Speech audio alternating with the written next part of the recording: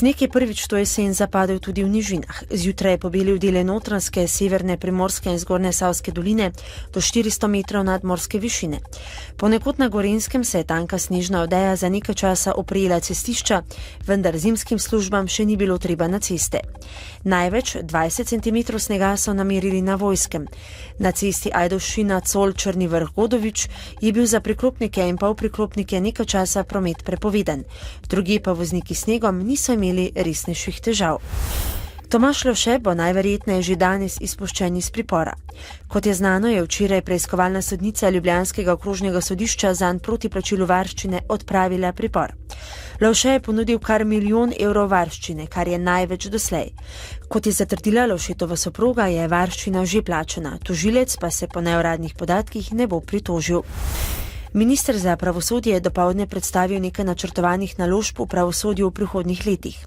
Med drugim nameravajo zgraditi novo sodno palačo na križišču med Dunajsko in Topniško ulico v Ljubljani, vanjo bi preselili 3 ljubljanska sodišča in okrožno državno tožilstvo. Projekt, ki naj bi bil končan do leta 2017, bo vreden okoli 123 milijonov evrov. Vlada bo s prihodnjim letom ustanovila novo vladno službo, ki bo pristojna za črpanje sredstev evropske kohezijske politike. Področje črpanja evropskih sredstev je bilo sicer še v mandatu vlade Boruta Pahorja del samostojne vladne službe za lokalno samoupravo in regionalni razvoj. Nato pa je vlada Janeza Janše to službo ukinila in področje kohezije pripojila k gospodarskemu ministrstvu. V stanovanju bloka na Malgajevi ulici v Celju se je sinoči nekaj pred 23 uro zgodil umor. 51-letni moški je z nožem zabodel 52-letno žensko in ta je zaradi poškodb umrla.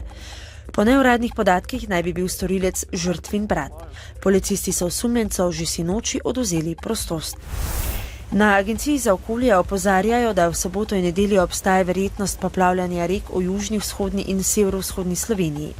Od danes do nedelje opoldne bo predvsem v vzhodni polovici Slovenije predvidoma padlo od 50 do 100 litrov dežja na kvadratni meter.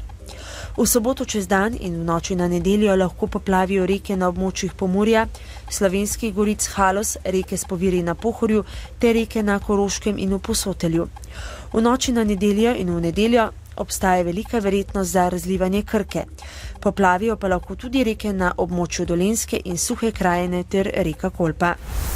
Jutri bo oblačno s pogostimi padavinami, malo jih bo le ob morju. Meja sneženja se bo prehodno dvignila do nadmorske višine med 700 in 1100 metri.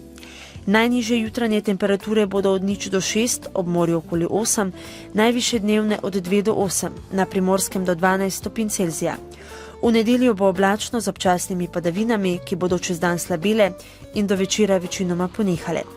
Meja sneženja se bo spet spustila do nadmorske višine okoli 500 metrov. Na Primorskem bo večinoma suho, pihala bo šibka burja. V ponedeljek zjutraj se bo zjasnilo in pihal bo okrepljen severni veter. Na Primorskem zmerna burja, hladneje bo. Danes v dnevniku televizije Maribor. Kljub stečaju Granit uspešno posluje naprej. Vlomilci najpogosteje izkoristijo nepazljivost oškodovancev. Osnovna šola v Selnici ob Dravi praznuje 70 let. Novice Štajerske, Pomurja in Koroške ob 18.